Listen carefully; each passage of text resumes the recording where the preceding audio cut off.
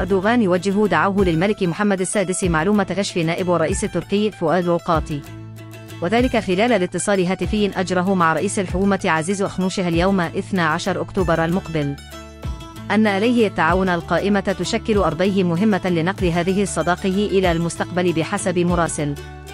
وقال تم خلال الاتصال تقييم الفرص في مجالات متعددة على رأس الاقتصاد والتجارة والتعليم.